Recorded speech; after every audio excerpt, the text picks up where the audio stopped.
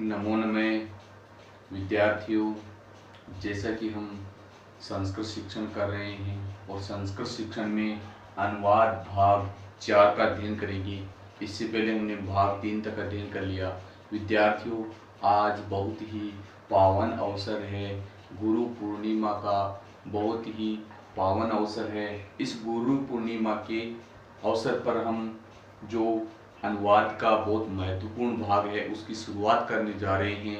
इसलिए जो अपना YouTube चैनल है इसको सब्सक्राइब करना मत भूलना।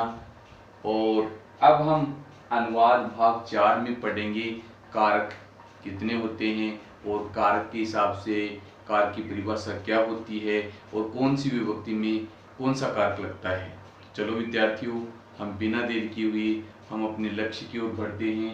कारक, सबसे पहले हम कारक की परिभाषा जानेंगे। कारक किसे कहते हैं? तो सबसे पहले परिभाषा होगी परिभाषा।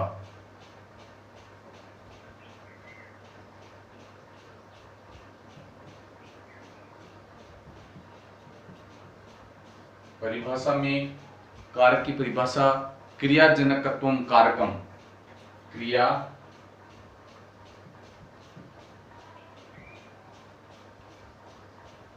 जनकत्वम कारकम। तो ये क्रिया को जन्म देने वाला ही कारक कहलाता है। कारक की परिभाषा क्रियाजनकत्वम कारकम, अर्थात क्रिया को उत्पन्न करने वाला, अर्थात क्रिया को उत्पन्न करने वाला कारक कहलाता है।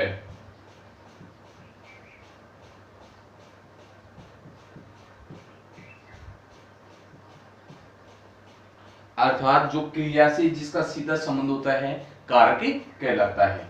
अब हम कारकों की परिभाषा के बाद चर्चा करेंगे कि कारक कितने होते हैं। तो कारक मूल रूप से कारक 6 होते हैं। तो कारकों की भेद, कारकों के भेद या प्रकार।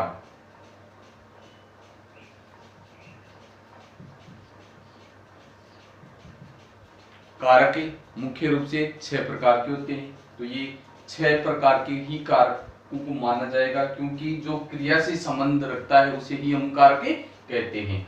तो एक श्लोक भी है, श्लोक को ध्यान से स्मरण करना। कर्ता करम च करणम च संप्रदानम तथैव च अपादानादिकरणम मिथ्याहु कारकाणि षट्। तो इसको हम लिख लेंगे और स्मरण कर लेंगे। कर्ता कर्म च करणम च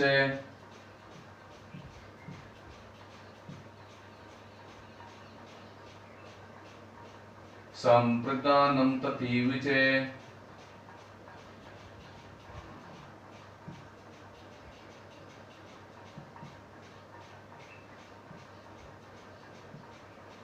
संप्रदानम तथैव च अपादानाधिकरणम मिथ्याहु कारकाणि षट्। तो इस प्रकार से दोबारा से एक बार स्मरण करना। कर्ता कर्म च करणम च, यहाँ अल्प विराम लेना है। कर्ता कर्म च करणम च संप्रदानम तथैव च अपादानाधिकरणम,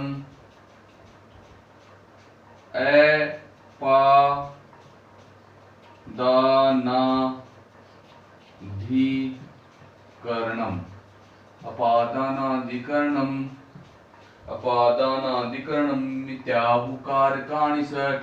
मिथ्याहु कारकाणि षट्। विद्यार्थियों, एक बार पुनः स्मरण करना।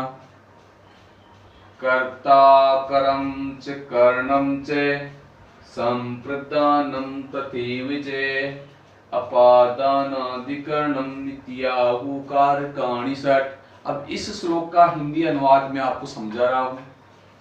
कर्ता, कर्म, करणे, संप्रदान तथा एवं अपादान अधिकरण, इन को 6 को कारक कहते हैं। अब इन 6 को कारक किस प्रकार से कहेंगे हम एक उदाहरण के माध्यम से समझेंगे।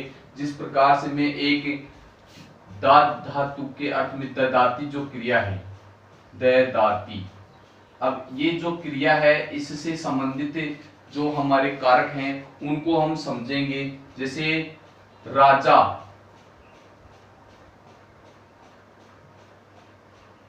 राजा क्रिया का संपादक है, क्रिया को संपन्न कर रहा है। विप्राय, राजा हस्तेन, गोष्ठात,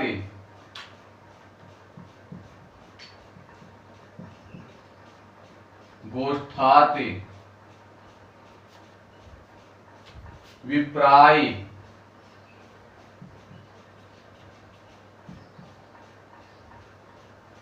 गाम, ददाती। तो यहां पर विद्यार्थियों देखना, जो हमारा वाक्य है राजा, मुख्य कर्ता इसमें राजा है। अब वो राजा गंगा तीरे, गंगा के स्थान पर, गंगा के तीर पर, गंगा या तीरे या गंगा तीरे, गंगा या तीरे राजा हस्थेन गोष्ठात विप्राय गाम ददाती। अब इस वाक्य में जो राजा क्रिया को संपन्न कर रहा है वो विप्र के लिए, ब्राह्मणों को प्रसन्न करने के लिए यह क्रिया को संपन्न किया जा रहा है। अब इसमें देखिए विद्यार्थियों कि यहाँ पर ये जो पद है वो षष्ठी विभक्ति का है और ये जो पद है वो पंचमी का है, फिर चतुर्थी का, तृतीया का, द्वितीया का, इस प्रकार से यहाँ पर सभी विभक्तियों का प्रयोग हो रहा है। तो अब हम जो मुख्य क्रिया का संपन्न करता है उसमें प्रथमा विभक्ति होती है। ये हमने पहले, बाद में जानेंगे इसको। हम पहले कारकों की संख्या के बारे में जानते हैं, क्योंकि यहाँ पर क्रिया जो ददाती क्रिया है इससे कौन कौन सी विभक्तियां संबंध रखती हैं। जो क्रिया संपन्न संबंध रखेगी वह ही कारक कहलाती है। तो गंगा या तीरे, इसका संबंध तो मात्र राजा से ही है, क्योंकि गंगा के तीर पर राजा अपनी क्रिया को संपन्न कर रहा है। तो गंगा या तीरे, ये जो षष्ठी विभक्ति का पद है वो केवल मात्र राजा से संबंधित है, और बाकी के जो हस्तेन ददाती से संबंधित है और गोष्ठात ये भी ददाती क्रिया से संपन्न है। तो ये जो बाकी के जो आ रहे हैं वो यहाँ पर सभी क्रिया से संबंधित है। ये जो आ रहे हैं वो सभी के सब क्रिया से संबंध रख रहे हैं। तो यहाँ पर जो पद बन रहा है यहाँ पर वो सब के सब द्वितीय ये कारक में आ रहे हैं, तो यानी ये विभक्तियां हैं। ये तो ये विभक्तियां ही कारक कहलाती हैं। तो इस प्रकार से हम कह सकते हैं कि जो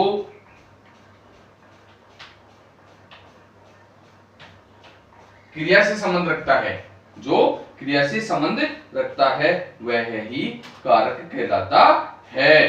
तो हम यहाँ पर कहेंगे कि जो जिसका संबंध कर्ता से होता है क्रिया से नहीं होता है उसको कारक नहीं माना जाता है।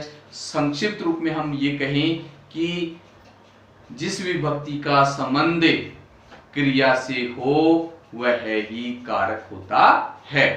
तो सबसे पहले हम कारकों की संख्या के बारे में बात करें तो कारक 6 होते हैं। कारक संख्या कारकों की कारकाणी,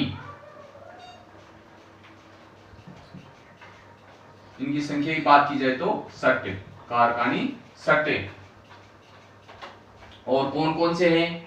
कर्ता, कर्म, कर्ण, संप्रदान, अपादान और अधिकरण, ये आपके कारक हैं। तो इन कारकों को हम याद कर लेंगे और इनके नियम देखेंगे कि यहाँ पर जो षष्ठी विभक्ति है इसको कारक नहीं माना गया है। इसका कारण भी मैंने आपको बता दिया, क्योंकि षष्ठी विभक्ति का यहाँ पर क्रिया से संबंध, सीधा संबंध नहीं है, इसलिए इसको कारक नहीं मानते हैं। अब एक अन्य और उदाहरण के माध्यम से हम समझेंगे कि कारक किस प्रकार से कारक को हम क्रिया से संबंधित मानते हैं। जैसे राम है, नृपश्य,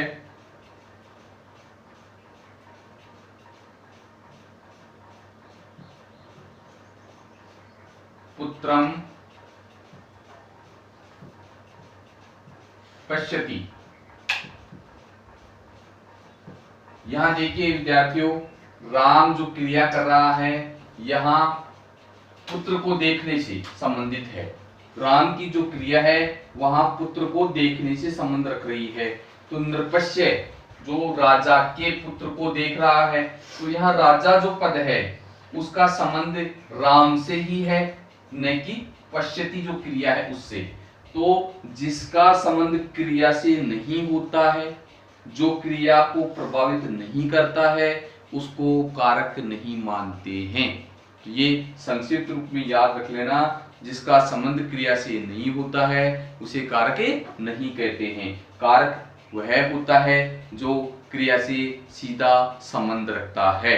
तो कारकाणी 6 और 6 ही कारक होते हैं, और 6 ही कारकों को हम पढ़ेंगे और इनको हम अच्छी प्रकार से स्मरण कर लेंगे। 6 कारक कौन कौन से होते हैं और किस कारक में कौन सी विभक्ति होती है और उसका क्या चिन्ह होता है, इसको हम स्मरण कर लेंगे। तो विद्यार्थियों, अब मैं जो नोट करवा रहा हूं वो आप अपनी अभ्यास पुस्तिका में भी नोट कर लेना।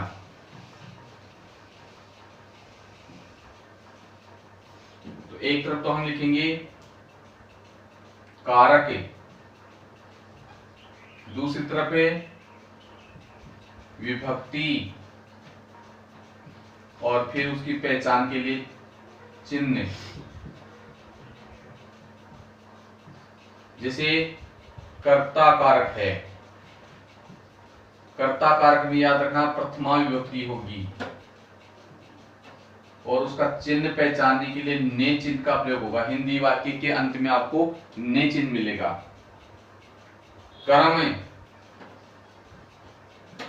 कर्म में द्वितीय विभक्ति होगी और उसका चिन्ह को होगा। कर्ण, कर्ण में तृतीय विभक्ति होगी और से के द्वारा ये इसके चिन्ह होंगे। संप्रदान,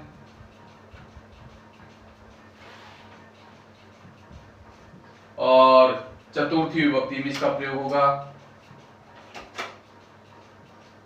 और के लिए अर्थ में अपादान, अपादान में पंचमी विभक्ति होगी। अब इसके लिए जो चिन्ह होगा वो से पृथक अर्थ में, से अलग होने के अर्थ में, अलग होने के अर्थ में, क्योंकि यहाँ से का जो प्रयोग हो रहा है वह तृतीय में भी हो रहा है और पंचमी में भी हो रहा है। तो ये विशेष बात याद रखने की है। यहाँ तो कर्ण कारक की क्रिया को संपन्न करने में जो अत्य रूप से सहायक होगा उसको तृतीय विभक्ति में प्रयोग करेंगे, और जो अलग होने के अर्थ में जिसका प्रयोग होगा वहां पर पंचमी का प्रयोग किया जाएगा। अब संबंध,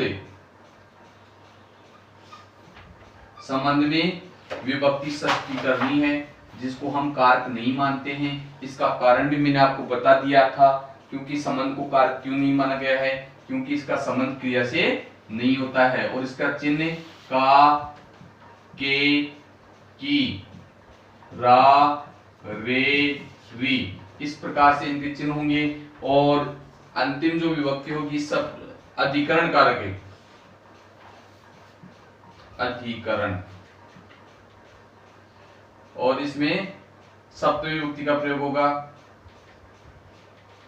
और इसकी पहचान के लिए में, पर, ऊपर, ये आपको चिन्ह लगाने हैं। में, पर, ऊपर, इसकी पहचान के लिए आपको बता रहा हूं। और अब जो अंत में संबोधन कारक होगा, संबोधन, किसी को आहूत करने में, किसी को बुलाने में, किसी को स्मरण करने में, ये संबोधन जो है वो प्रथमा विभक्ति में प्रयुक्त होता है। और इसका प्रयोग हम किसी को आह्वान करने अर्थ में संबोधन कारक का प्रयोग करते हैं। और याद रखना, संबोधन में हमेशा प्रथमा विभक्ति का ही प्रयोग होता है। और इसकी पहचान के लिए इसके जो चिन्ह है वो नोट कर लेना, हे, अरे, भो, ये शब्द आए वहां पर संबोधन कारक होता है। तो हम पुनः स्मरण करेंगे, जैसे मैं दोबारा से आपको नोट करवा रहा हूं।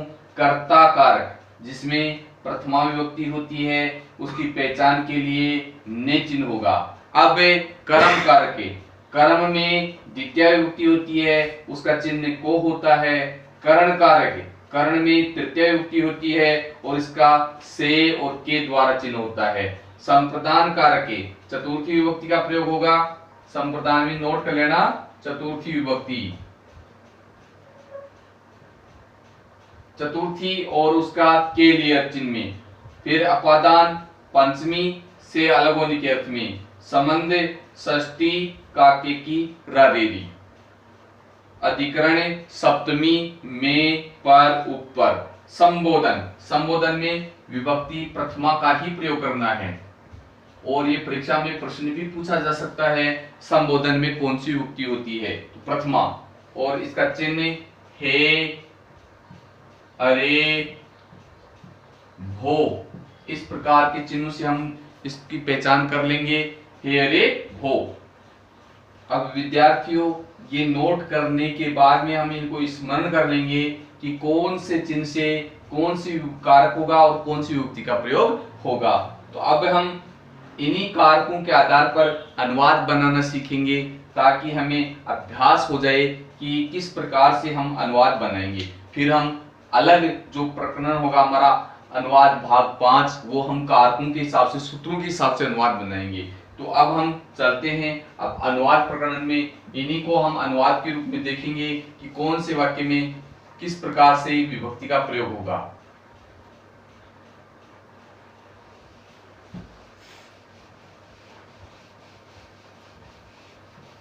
जैसे मैं आपको अनुवाद लिखा रहा हूं, एक बालक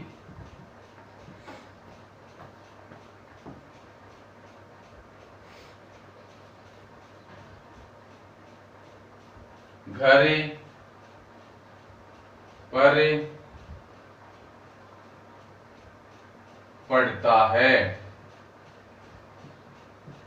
जो पढ़ने की जो क्रिया है बालक की, वो घर पर हो रही है।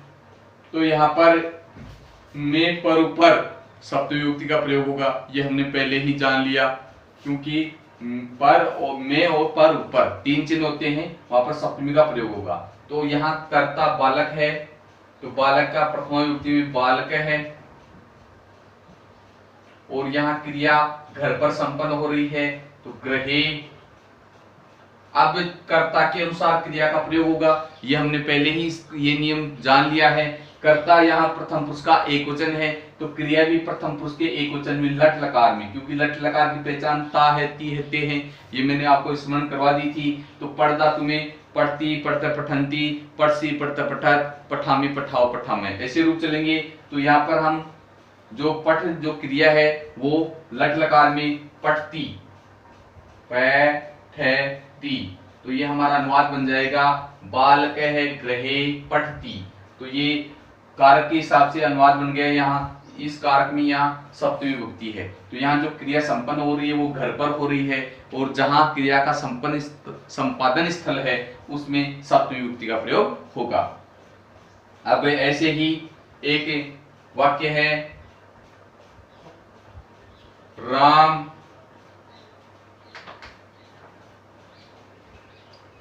दशरथ के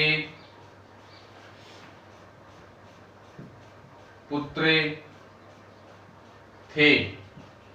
अब विद्यार्थियों यहां मुख्य कर्ता राम है और राम का संबंध बता रहा है दशरथ से, न कि पुत्र से। अब जो दशरथ से जिसका संबंध है, राम का संबंध है, और संबंध में मैंने आपको षष्ठी विभक्ति बताई थी, तो का के की ये चिन्ह आ ही गया इसमें। तो षष्ठी विभक्ति की पहचान के लिए मैंने आपको बताया था, जिनमें का के की चिन्ह आए वहां पर षष्ठी का प्रयोग करना है। तो दशरथ शब्द में षष्ठी का प्रयोग होगा, और मुख्य कर्ता राम है, इसमें प्रथमा विभक्ति होगी। और राम के बदले में जो पुत्र शब्द आया है, संज्ञा के बदले में आने वाला शब्द सर्वनाम होता है, तो जो पुत्र सर्वनाम शब्द है उसमें भी बराबर की विभक्ति होती है। तो ये प्रथमा में है तो पुत्र भी प्रथमा में ही होगा। और थे ये राम के अनुसार क्रिया का प्रयोग होगा। तो यहाँ पर प्रथम पुरुष का एक वचन है, तो अस धातु प्रथम पुरुष के एक वचन में मैंने आपको लंग लकार बताई थी, आसीत, आस्थाम, आसन, आस, आस्थम, आस्थे, आसम, आस्वे, आसम। इस प्रकार से यहाँ पर प्रथम पुरुष के एक वचन में आसीत शब्द आ जाएगा। अब हम इसका अनुवाद बनाते हैं। राम है दशरथस्य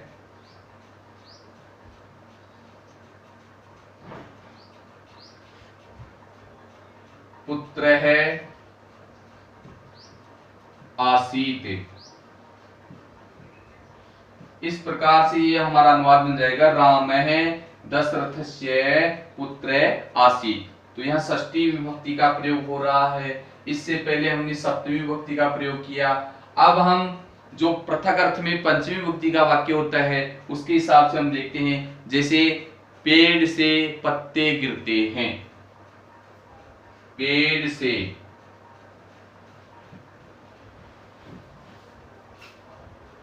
दो वाक्य बन सकते हैं, पेड़ों से पत्ते गिरते हैं या पेड़ से पत्ते गिरते हैं। यहाँ पर जैसे हमने वाक्य को बदल दिया, पेड़ों से पत्ते गिरते हैं। ये बात थोड़ी विशेष ध्यान रखने की है। पेड़ों से बहुवचन शब्द है, पत्ते ये भी बहुवचन है, तो ये दोनों पद ही बहुवचन में आ रहे हैं। और अलग होने के अर्थ में मैंने आपको बताई थी पंचमी विभक्ति का प्रयोग होता है। अब यहाँ पेड़ जो वृक्ष शब्द है, वृक्ष शब्द आकारांत पुल्लिंग की तरह जैसे राम शब्द चलता है उसी प्रकार से चलेगा। यहाँ पर से अर्थ में, अलग होने के अर्थ में पंचमी विभक्ति का प्रयोग होगा, और पंचमी में यहाँ बहुवचन का प्रयोग होगा, पंचमी का बहुवचन। तो हम राम शब्द की तरह ही वृक्ष शब्द बनाएंगे। तो सबसे पहले राम शब्द हमें स्मरण होना चाहिए, राम रामो रामः प्रथमा, रामम रामौ रामान द्वितीया, रामेण रामाभ्याम रामै तृतीया, रामाय रामाभ्याम रामेभ्य चतुर्थी, रामात रामाभ्याम रामेभ्य पंचमी। तो हमें पंचमी का बहुवचन लिखना है। तो वृक्ष शब्द भी ऐसे चलेंगे, वृक्ष वृक्षो वृक्षः प्रथमा, वृक्षम वृक्षो वृक्षान द्वितीया, वृक्षेण वृक्षाभ्याम वृक्षै तृतीया, वृक्षाय वृक्षाभ्याम वृक्षेभ्य चतुर्थी, वृक्षात वृक्षाभ्याम वृक्षेभ्य पंचमी। तो यहाँ लिखेंगे हम वृक्षेभ्य, वृक्षेभ्य। पत्रम पत्रे पत्राणि, पत्र शब्द नपुंसकलिंग है तो ये बहुवचन में पत्राणि हो जाएगा। पत्राणि ये कर्ता हो गया, पत्राणि जो पद है ये कर्ता पद है। यहाँ पर वृक्षेभ्य पत्राणि और पतति पतत पतंती, तो ये बहुवचन है तो क्रिया भी बहुवचन की हो जाएगी, पतंती। तो ये हमारा अनुवाद बन जाएगा वृक्षेभ्य पत्राणि पतंती।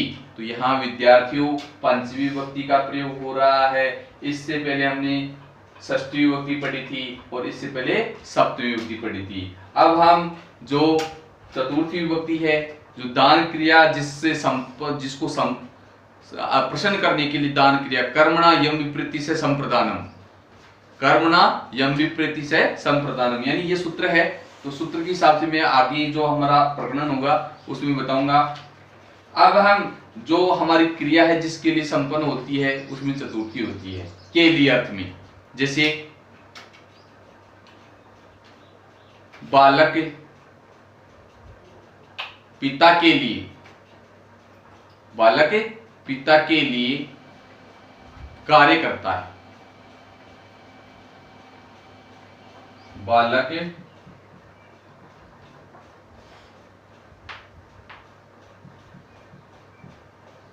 पिता के लिए काम करता है। यहां विद्यार्थियों देखना के लिए जो चिन्ह आया है उसमें चतुर्थी विभक्ति का प्रयोग मैंने पहले बताया था आपको। अब यहाँ पितृ शब्द है, पिता पितृ शब्द, यहाँ कर्ता बालक है तो बालक है, कर्ता प्रथमा विभक्ति का एक दिन बालक है। और पितृ शब्द के लिए अर्थ में पिता पितरो पितरे प्रथमा, पितरम पितरो पितृद्वितीया, पित्रा पितृभ्याम पितृभ्य, पितृभि तृतीया, पित्रे पितृभ्याम पितृभ्य। पित्रे पित्रे चतुर्थी का एक वचन, क्योंकि पिता एक ही है तो पित्रे, पित्रे कार्यम। और बालक एक वचन है तो क्रिया भी एक वचन की होगी, करोति प्रथम पुरुष का एक वचन, क्योंकि नाम आ जाता है वो प्रथम पुरुष के एक वचन में। मैंने आपको बताया था कोई भी नाम हो वो प्रथम पुरुष के एक वचन में आएगा। तो विद्यार्थियों यहाँ पर हमें पितृ जो शब्द बना है वो चतुर्थी में बन गया। तो पितृ शब्द भी हमने शब्द रूपों में पढ़ा था, तो मैंने आपको पहले ही बता दिया था कि शब्द रूप और धातु रूप जो अनुवाद प्रकरण होगा इसकी रीड स्तंभ है, तो हमें ये पक्के स्मरण कर लेने हैं ताकि हम अनुवाद अच्छी प्रकार से बना पाए। तो हमारा चतुर्थी में अनुवाद बन गया, बालक है पित्रे कार्यम करोति, बालक पिता के लिए काम करता है। अब हम तृतीय विभक्ति की बात करते हैं। तो तृतीय विभक्ति में जैसे मैं आपको पढ़ा रहा हूँ, कलम से पढ़ा रहा हूँ, तो मेरा पढ़ाने की जो क्रिया है वो कलम से संपन्न हो रही है। तो जैसे अध्यापक है, अध्यापक कलम से पढ़ाते हैं, कलम से पढ़ाते हैं। यहाँ अध्यापक की जो क्रिया है पढ़ाना वो कलम से संपन्न हो रही है, कलम के बिना ये क्रिया संपन्न नहीं हो सकती है। इसलिए जो क्रिया को सिद्ध करने में अत्यधिक सहायक है उसमें तृतीया विभक्ति होती है, क्योंकि वहां करण कारक होता है और करण कारक में तृतीया विभक्ति होती है। यहाँ पर विद्यार्थियों अध्यापक है पद में यहाँ मूल पद कर्ता हो गया, तो यहाँ कर्ता में प्रथमा विभक्ति होती है, अध्यापक है। और यहाँ तृतीया में होगा कलमेन, कैलेमेन। और पढ़ यानी पढ़ाना और पाठ यानी पठ यानी पढ़ना और पाठ यानी पढ़ाना। तो पाठयति पाठयते पाठयन्ति पाठयसि पाठयते पाठयत पाठयामि पाठयाओ पाठयामि। प्रथम पुरुष का एक वचन है तो क्रिया भी प्रथम पुरुष के एक वचन है, पाठयति पाठयति। इस प्रकार से हमारा यह अनुवाद बन जाएगा, अध्यापक है कलमेन पाठयति। अब हम बात करते हैं द्वितीय विभक्ति की। जैसे कर्म कारक, कर्ता जिसको अपनी क्रिया से जिसको अच्छी प्रकार से चाहता है उसको कर्म कहते हैं, और कर्म में द्वितीय विभक्ति होती है।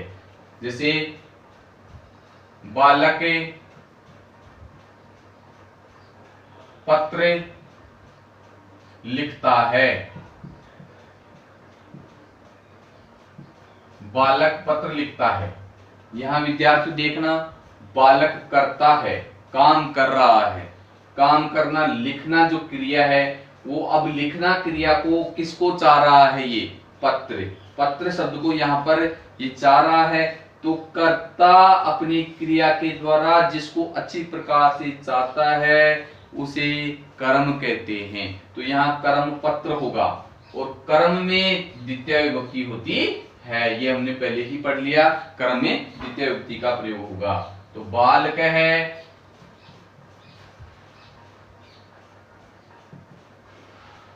पत्रम लिखती। क्योंकि बालक एक वचन है तो क्रिया भी एक वचन की, प्रथम पुरुष के एक वचन की हो जाएगी। कर्ता जिस प्रकार का होगा क्रिया भी उसी प्रकार की होगी। ये विशेष ध्यान रखने की बात है।